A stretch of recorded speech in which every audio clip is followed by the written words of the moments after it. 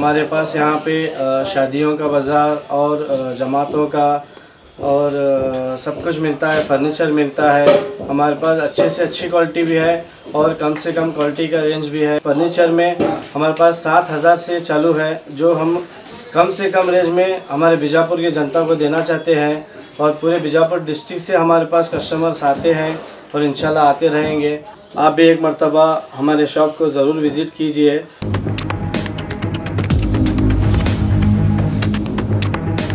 स्वागत है आपका बी न्यूज़ नेशन में। मैं हूं आबिद हुसैन शेख। आरोग्य मंत्री के क्षेत्र में डॉक्टरों की कमी।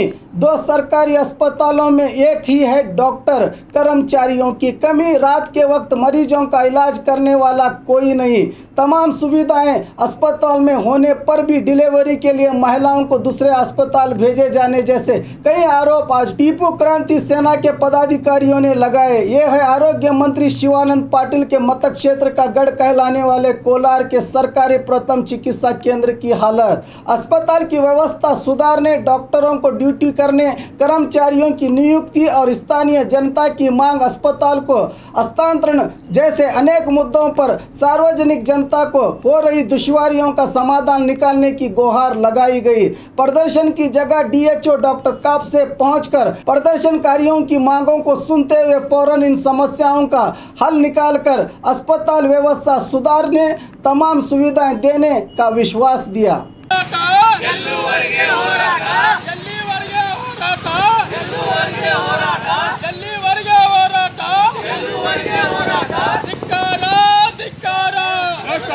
मानव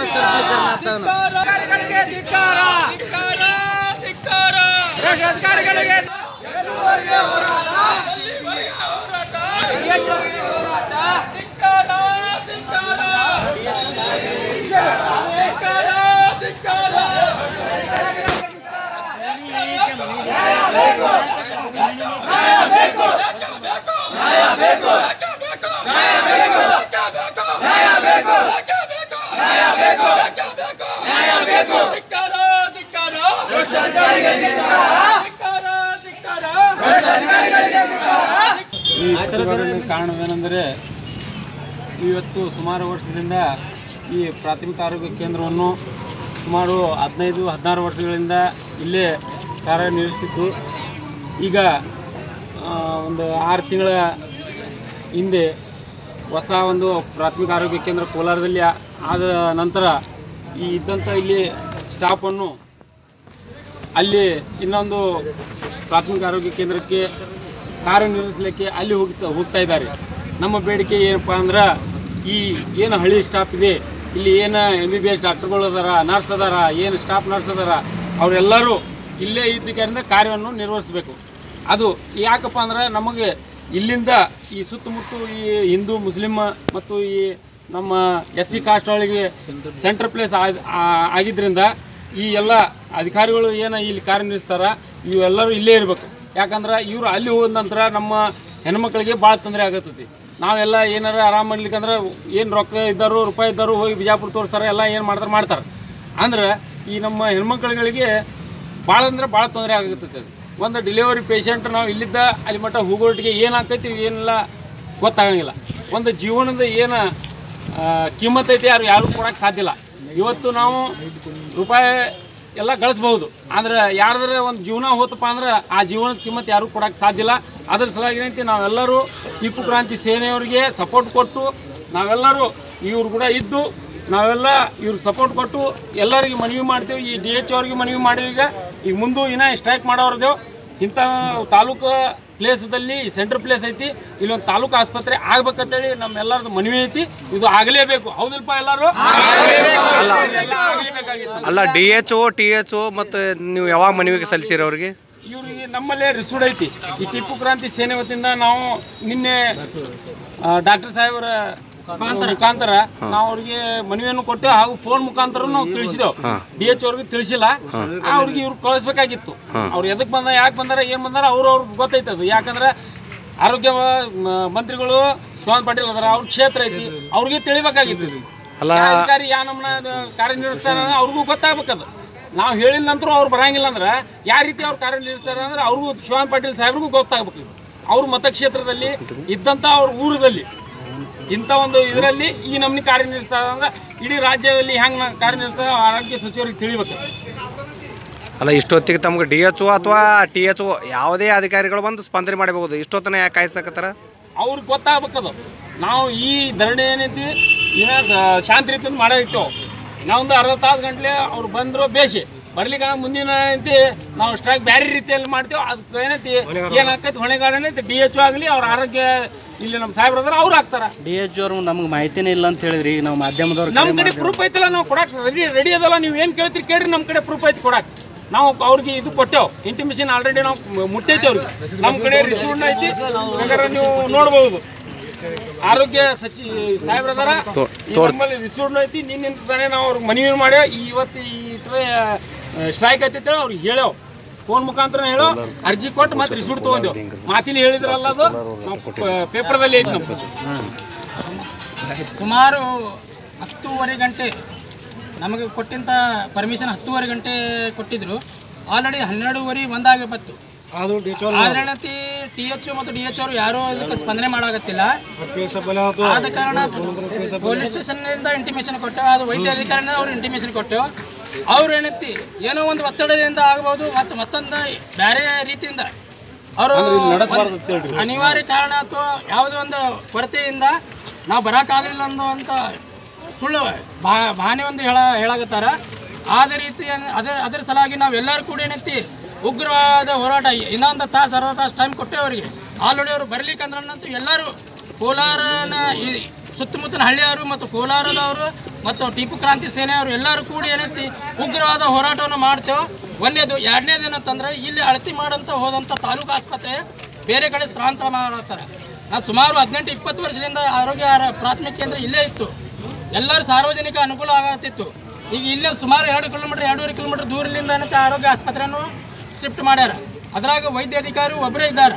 2 ವೈದ್ಯಾಧಿಕಾರಿ ನೇಮಿಸಲೇಬೇಕು. ಒಂದೇದು. ಎರಡನೇದು ಕೊರತೆ ಏನಿದೆ, ಸಿಬ್ಬಂದಿ ಕೊರತೆ, ಅದು ಸಂಪೂರ್ಣ ಮಾಡ ಇಲ್ಲೇನಂತೆ ಯಾವ ಸಿಬ್ಬಂದಿ ಕೊರತೆ ಇತ್ತು ಅದು ಖಾಯಂ ಇಲ್ಲೇ ಇಡಬೇಕು.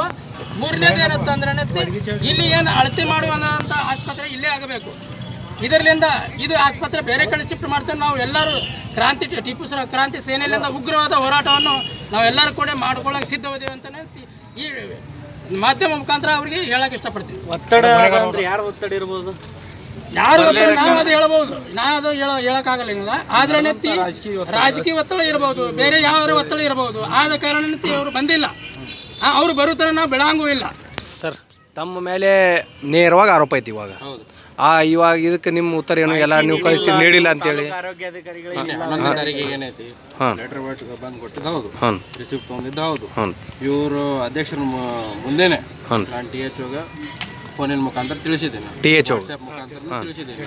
ಅವ್ರ ಮುಂದಿನ ಕ್ರಮಕ್ಕಾಗಿ ಅಂತ ಹೇಳಿದ್ದಾರೆ.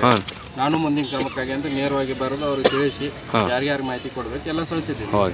ಆಮೇಲೆ ಈ ಮುಂಚೆನೂ ಅವ್ರಿಗೆ 1 ತಿಂಗಳಾಗಲಿ 2 ತಿಂಗಳಾಗಿ ನಾನು ಮುಂದಿನ ಈ ಪ್ರಾಬ್ಲಮ್ ಆಗ್ತಾವ ಅಂತೇಳಿ ತಿಳಿಸಿದ್ದೆ. ಸ್ಟಾಫ್ ಕೊರತೆಯಿಂದಾಗಿ ಅವ್ರ ಸ್ಟಾಫ್ ಡೆಪ್ಯುಟೇಷನ್ ಮಾಡಿದ್ರು. ಬಂದವರು ಒಬ್ಬರೇ, 16 ಜನ ಮಾಡಿದ್ರು, ಬಂದಿದ್ದವರು ಒಬ್ಬರೇ. ಈ ಕ್ರಮಕ್ಕಾಗಿ ನಾವು ಅವ್ರಿಗೆ ತಿಳಿಸಿದ್ದೆ, ಇದು ನಮಗೂ ಕಿರಿಕಿರಿ ಆಕೈತಿ, ನಾಳೆಗೆ ಬೇರೆಯವ್ರಿಗೂ ಕಿರಿಕಿರಿ ಆಗೋದೆ. ಅಲ್ಲ, ಇವಾಗ ಯಾಕೆ ಬಂದಿಲ್ಲ ಸರ್ ಅವರು? ಏನು ನಿಮ್ಗೆ ಏನು ಉತ್ತರ ಕೊಟ್ಟರೆ? ಹೇಳಿದ್ದಾರೆ ಫೋನ್ ರಿಸೀವ್ ಮಾಡಿಲ್ಲ, ಆರೋಗ್ಯ ಸರಿ ಇಲ್ಲ ಅಂತೇಳಿ DHO ಅವರು ಹೇಳಿದಾರೆ ನಮಗೆ. ಅಂದ್ರೆ ನೇರವಾಗಿ ಆರೋಪಿಗೆ ಏನು ಮಾಡತ್ತಾರ ಅವರು? ರಾಜಕೀಯ ಒತ್ತಡ ಇರ್ಬೋದು, ಅದಕ್ಕಾಗಿ ಬಂದಿಲ್ಲ ಅಂತ ಹೇಳ್ತಾರೆ. ಇದಕ್ಕೇನು ನಿಮ್ಮ ಉತ್ತರ? ರಾಜಕೀಯ ಒತ್ತಡ ಬಗ್ಗೆ ನಾವು ಹೇಳಕ್ಕಾಗಲ್ಲ, ನಾವು ಸರ್ಕಾರಿ ನೌಕರರು. ಇದ್ರಾಗ ಏನೈತಿ DHO ಅವರು ಬಂದು ಪ್ರಾಬ್ಲಮ್ ಸಾಲ್ವ್ ಮಾಡಬೇಕಿತ್ತು. ನಾನು ಲೋಕಲ್ ಇರ್ತೀನಿ, ಪೇಷಂಟ್ ನೋಡ್ತೀನಿ, ಏನು ಮಾಡೋದೈತಿ ಎಲ್ಲ ಕಾರ್ಯಗಳನ್ನು ಮಾಡ್ತಿದ್ದೀನಿ. ಅದು ನಿಮ್ಗೆಲ್ಲರಿಗೂ ಗೊತ್ತೈತಿ. 24/7 ಇದ್ರಿಂದ ಬಾಕಿ MBBS ಡಾಕ್ಟರು ಬೇಕು, MCS ದವಾಖಾನೆ ಇದ್ರಿಂದ ಡಾಕ್ಟರ್ ಸಿಬ್ಬಂದಿ ಬೇಕೇ ಬೇಕು, ಅನಿವಾರ್ಯ. ಇದು ನಮಗೂ ಮಾನಸಿಕ ಒತ್ತಡ ಆಗಿದೆ, ಮಂದಿಗೂ ಮಾನಸಿಕ ಒತ್ತಡ ಆಗ್ತಿದೆ. ಅವ್ರು ತಿಳಿಸಲಾಗಿ ಹೇಳಿದ್ರು, ಮಾಡ್ತಿದ್ದಾರೆ, ಅವರು ಪ್ರಯತ್ನ ಮಾಡ್ತಿದ್ದಾರೆ. ಅವರು ಮುಂದಿನ ಏನೇನದಾವ ಲೆಟರ್ಸ್ ಎಲ್ಲ ಫಾರ್ವರ್ಡ್ ಮಾಡಿದ್ದೀನಿ. ಇವತ್ತು ಫೋನ್ ಮುಖಾಂತರ ನಿಮ್ಮ ಸಂಘದಿಂದ ಕಾಲ್ ಹೋಗಿದೆ. ನಾಳೆ 11 ಗಂಟೆಗೆ ಬಂದು DHO ರೆಸ್ಪಾಂಡ್ ಮಾಡ್ತಾರೆ ಅಂತ ಹೇಳಿದ್ದಾರೆ. ಈಗ ತತ್ಕಾಲವಾಗಿ ಏನು ಹೇಳಿದ್ದಾರೆ, ಇಲ್ಲಿನ ಸಿಬ್ಬಂದಿ ಏನೈತಿ ಇಲ್ಲೇ ಕೆಲಸ ಮಾಡಲಿ ಈಗ ಹೇಳಿದ್ದಾರೆ. ನಮ್ಮ ಡಾಕ್ಟರ್ಸ್ ಆಗಲಿ ಸಿಸ್ಟರ್ಗಳಾಗಲಿ ಇಲ್ಲಿನ ಸಿಬ್ಬಂದಿ ಇಲ್ಲೇ, ತಾಯಿ ಮತ್ತು ಮಕ್ಕಳ ಆರೋಗ್ಯ ಕೇಂದ್ರ ಏನಿದೆ ಅವರು ಸಿಬ್ಬಂದಿ ಅಲ್ಲೇ ಹೇಳಿ ಅವ ಮನೆ ಮಕ್ಕೊಂಡ್ ನಮ್ದು ನೋಗಳು ಅದಾವ ಸರ್. ಇದು ನಮಗೇನಿದು ನಿಮ್ಗೆ ತಗೋಬೇಕಂತೇಳಿ ಮಾಡ್ಬೇಕಂತೇಳಿ ಏನಿಲ್ಲ. ಭಾಳ ಸಮಸ್ಯೆ ಇದೆ. ಇಲ್ಲಿಂದ ಅಲ್ಲಿಂದ ಇಲ್ಲಿ ಅವ ಈ ಕಡೆ ಹೋಗ್ಬೇಕು ಆ ಕಡೆ ಗೊತ್ತಾಗುತ್ತೆ. ನಿಮ್ಮ ಪ್ರಸ್ತಾವನೆ ಬರಲಿ, ಆದ್ರೆ ತಾತ್ಕಾಲಿಕವಾಗಿ ಎರಡೂ ಕಡೆ ಮಾಡ್ತೀನಿ. ನಿನ್ನೆ ಅನಾಹುತಿ ಹೆಂಗಾಕಿತ್ತು ಕೇಳಿ ಸರ್. ಒಬ್ಬ ಕುಡಿದು ಬಂದ ತನ್ನ ಅವ್ನು ಎದುರ್ಸಲಾಗ ಮಾಡ್ಯಾನಂದ್ರೆ ಅಲ್ಲಿನೂ ಡಾಕ್ಟರ್ ಇಲ್ಲ, ಅವ್ನು ಇದು ಮಾಡೋರು ಯಾರು ಇಲ್ಲ. ಅದ್ರ ಸಲುವಾಗಿ ಬಂದ್ಗೆ ಅವನು ತಲೆ ತಿಂದು ಹೋಗ್ಯಾನ್ರಿ. ನೀನು ಸಾಹೇಬ್ರು ಬಂದಿದ್ದು ಸಾಹೇಬ್ರು ಬಂದು ಬಗೆಹರಿಸಿ ಕಳ್ಸ್ಯಾರ. ಅದು ಎದಕ್ಕಾಗಲ್ಲ, ಆರೋಗ್ಯಕ್ಕೆ ಈ ನಮೂನೆ ಆದ್ರೆ ಮತ್ತೆ ಉಳ್ಕಿ ಸಮಸ್ಯೆಗಳಿಗೆ ಹೆಂಗೆ ಅಂತೇಳಿ ಹೌದಲ್ರಿ. ಈಗ ಮೇನ್ ಇರುವುದು ಬಡವ್ರಿಗೆ ಪರವಾಗಿ ಇರುವುದು ಆರೋಗ್ಯ. ಈ ಇದಕ್ಕೆ ಈ ಆಗಾಗಿಲ್ಲ ಆಗತ್ತಂದ್ರೆ ನಮಗೆ ಒಟ್ಟು ನೋಡಿ ಸರ್, ಡಾಕ್ಟರ್ ವ್ಯವಸ್ಥೆ ಮಾಡ್ತೀರಿ, ಸ್ಟಾಫ್ ನರ್ಸ್ ಮಾಡ್ತೀನಿ. ಮತ್ತು ಸರ್ ಈ ಸದ್ಯ ಈಗ ಇದು ಪ್ರಪೋಸಲ್ ಮಾಡ್ಲಿಕ್ಕೆ ಸ್ವಲ್ಪ ಲೇಟ್ ಆಗ್ತದ ತನನ ಒಂದು 25 ಲಕ್ಷ ರೂಪಾಯಿ ನೀವು ಸ್ಯಾಂಕ್ಷನ್ ಮಾಡಿಸ್ಕೊಟ್ಟಾರಿ ಮೊನ್ನೆ ಒಂದು ಇದ್ರಾಗ. ಅದ್ರಾಗ ಇಲ್ಲೇನದಲ್ಲ ಇಲ್ಲಿ ಸ್ವಲ್ಪ ಪೇಂಟ್ ಹೊಡೆದು ಆ ಹಿಂದೊಂದು ಕೋಲಿ ಆಗ್ತಿತ್ತಂದ್ರೆ ಇನ್ನೊಂದು ವಾರ್ಡ್ ಮಾಡ್ಲಿಕ್ಕೂ ಮಾಡ್ಬೇಕಂತ ಮಾಡಿನ ರೀ. ಅದು ಎಲ್ಲ ನಮ್ಮ ರಿಕ್ವೆಸ್ಟ್ ನೋಡಿ ಸರ್, ಮೊದಲು ಹೆಂಗೆ ನಡೀತಿತ್ತು ಆ ಪರಿ ಒಂದು ಸ್ವಲ್ಪ ನಡೆಸ್ಬಿಡ್ರಿ. ನಮ್ಮ ರಿಕ್ವೆಸ್ಟ್